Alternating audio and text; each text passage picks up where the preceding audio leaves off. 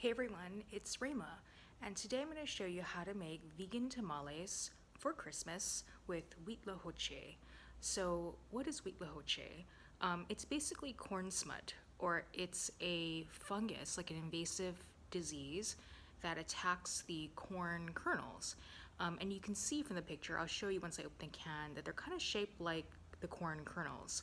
It sounds kind of gross, but it is absolutely amazing. It has a rich, earthy flavor, almost better than truffles, I think. So it comes in a can like this. You can get this here in Singapore at the Mexican store, which I'm going to link below. They're not cheap, they're like maybe 20 bucks a can, but I'm going to show you how to make this little can go very far and produce maybe 45 tamales. So come with me and I'll show you how to make corn smut tamales. Alright, so this is what the Huitlacoche looks like. You can see that each little fungus kind of has the shape of a corn kernel, right? That's like one right there, looks a little corn kernel. Super tasty. And of course this little can, which is about tasty, which is not enough for 50 tamales. I'm going to cut that with some sliced portobello mushrooms, and I'm going to leave this is about 3 smaller portobello, and I'm going to leave them in slices to kind of give texture to the filling. I'm going to saute that in a little bit of olive oil with 1 small yellow onion, 2 cloves of garlic. All that black stuff is just the gills from the mushroom. It doesn't look pretty, but it's going to be fine. And then at the end, I'll finish it up with corn kernels from 1 head of corn. Always a treat here in Singapore to get corn. And a little bit of cilantro. And that's going to be our filling for the tamales. So I'll show you how to do that. And then I'll show you how to make the masa dough for the tamales. Alright, so here are my onions and garlic. The onions have been going for about 6 minutes or so in about 2 tablespoons of olive oil. I've just added the garlic maybe 30 seconds ago. Alright, so now I'm going to dump in my fresh portobello mushroom slices. And once these get soft, I will add the canned Huitlacoche. Alright, so here are the portobello.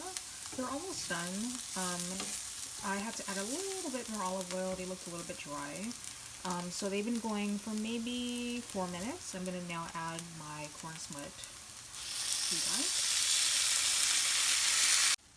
So this is what it looks like after I've added the Huitlacoche, and I've stir-fried it for maybe 2 or 3 minutes. I also added a little bit more olive oil.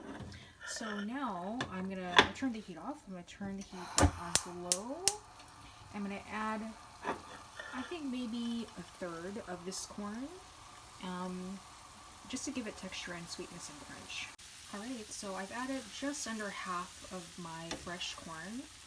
My heat is off. I think the corn will cook further when it steams. So I also added a little bit of dried ancho chili powder.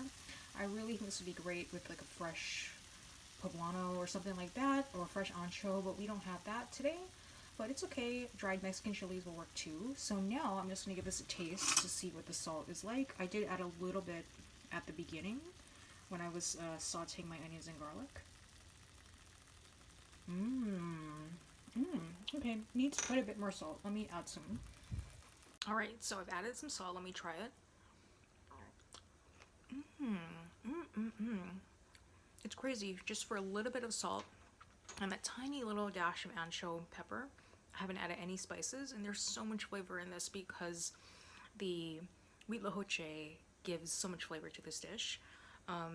Earthy, funky, tasty, great depth of flavor. It tastes almost fermented. So I'm really excited about this. And it's really going to shine, I think, in the tamales. So now I'm going to show you how to make the masa dough. Okay, so I'm making a smaller batch, I think, of masa dough for the tamale outsides to wrap the filling. So what I have here are 4 cups of masa harina. That's the yellow corn stuff right here.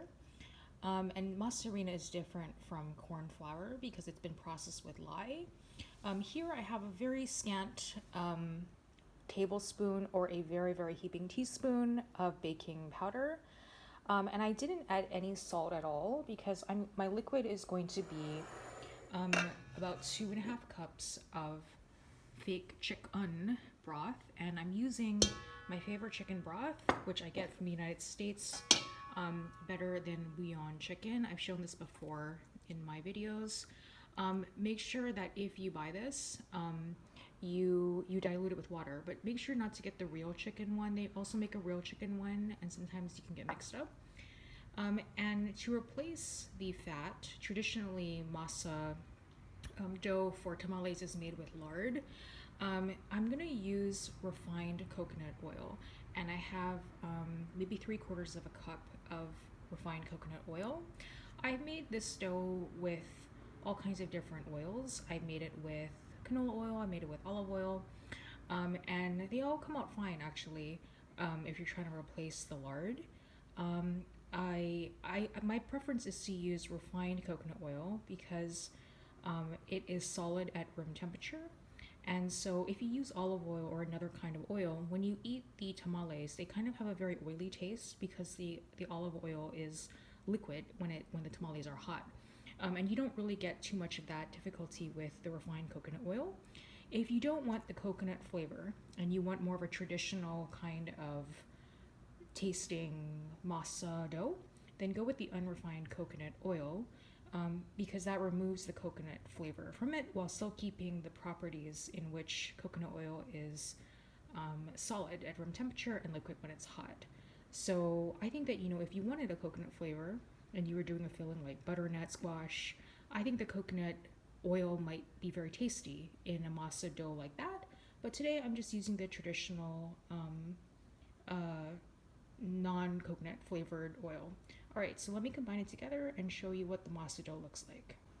All right, so here is the completed masa dough. It smells amazingly corny. I wish you could smell it. I ended up adding about another 1/2 cup of water. I find that, you don't really need a recipe for these masa doughs. You just kind of have to find the right texture. Once it kind of holds together like this, and then you can pack it into the corn husk leaf. That's more or less what you're looking for. And some people like their dough really runny. I like mine kind of firmer like this. It's easier to work with. And I find that when you steam it, it kind of saturates to the maximum amount of water containing capacity anyway, so that's actually fine for me. So here I have my tamale assembly station all set up. I have my soaked corn husks. Some people say you have to soak this like 3 hours in advance. I find that if you soak them in hot water when you start prepping your ingredients, your filling, your masa, it'll actually be pliable enough and ready to work with once you have everything ready. I also tore up some of the smaller pieces. There are always a couple in the package that you get that are too small to make wrappers, but they're perfect for ties. These are optional. You can kind of just stack them together in the pot so that they don't open up. But I find it very festive to unwrap a tamale, kind of like a mini Christmas present. And then of course I have my cooled filling and my masa, which I just made.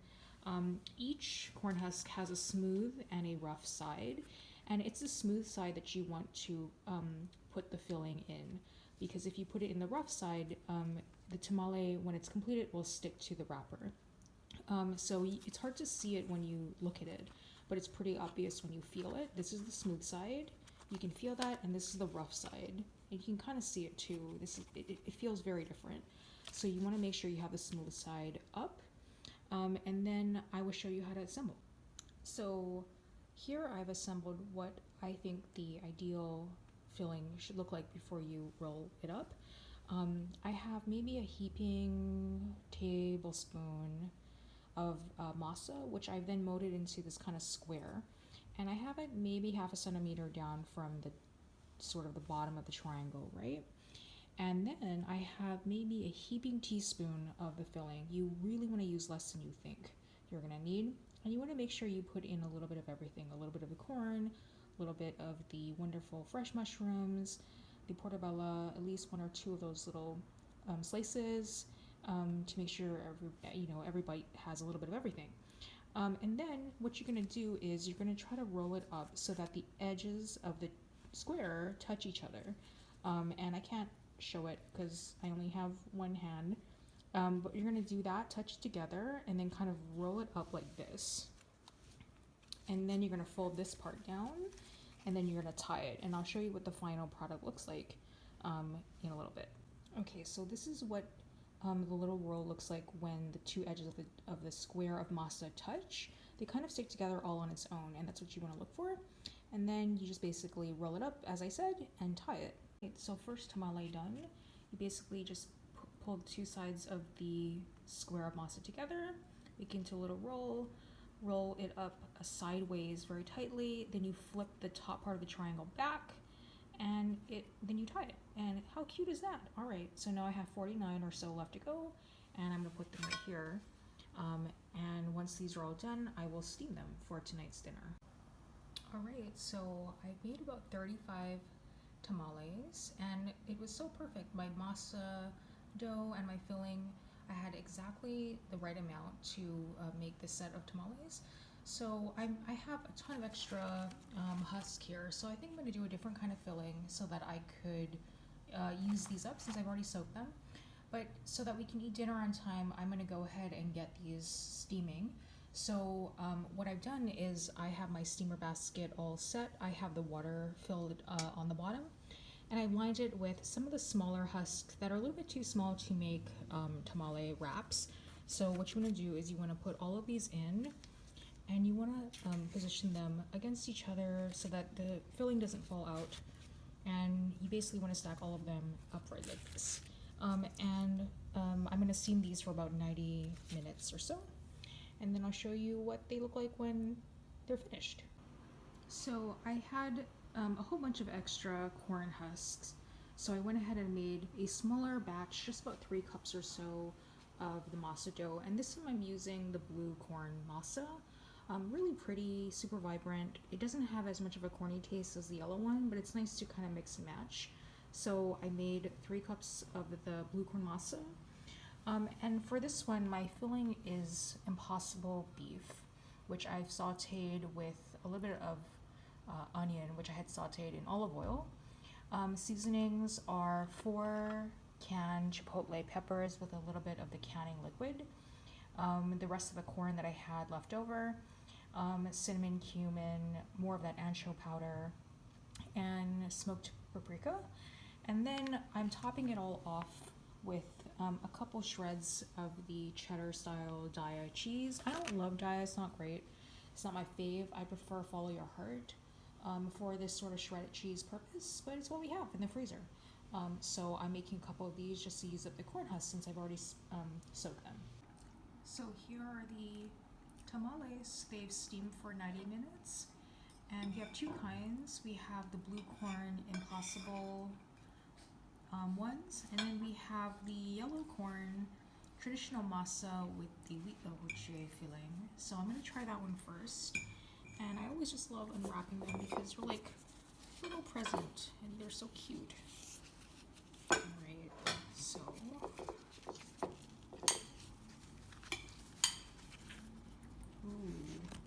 sometimes when they're really hot, like fresh out of the pot, they still stick a little bit, so that's what they look like.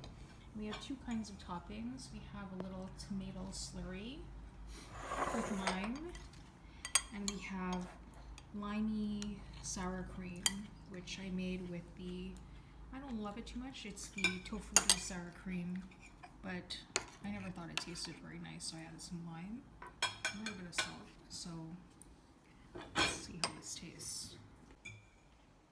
So here it is.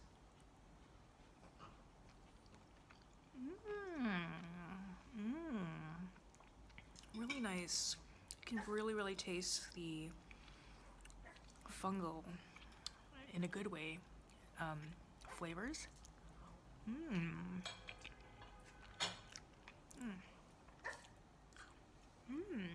Really nice. If you haven't had corn smut before, you're in for a treat. Even people who have never had it, when I made this recipe for them, they really liked it.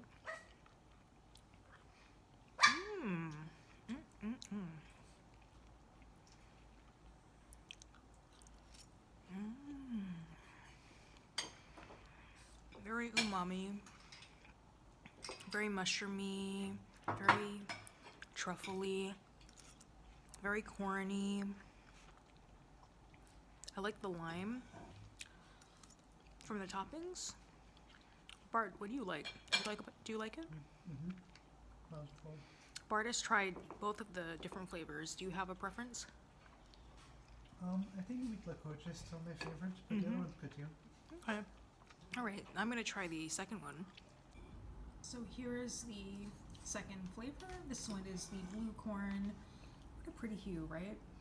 With the Daya cheddar cheese and the Impossible beef. So let me try this one.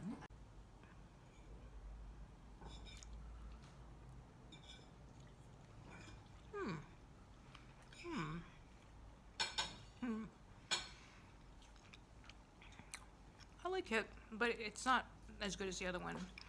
It actually kind of tastes like McDonald's cheeseburger, which I don't think I like in a tamale. It's okay.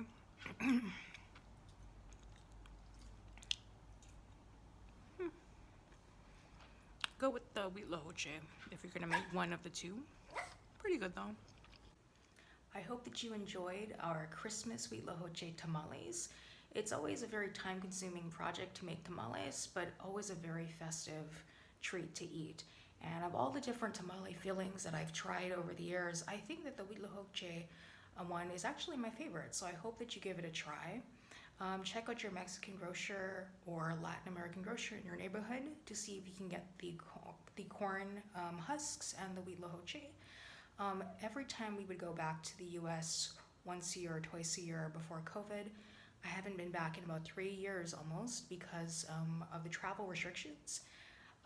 We would always bring big suitcases so we could bring back our favorite foods to Singapore, and we would always pack 2 or 3 packets, big packets of the corn husks so that we could make tamales all year long. So now that we can't go back as easily to the United States, it's great that we finally have a Mexican grocer here in Singapore who directly sources these ingredients from Mexico. So if you're here in Singapore, I'll link them below. You can check them out.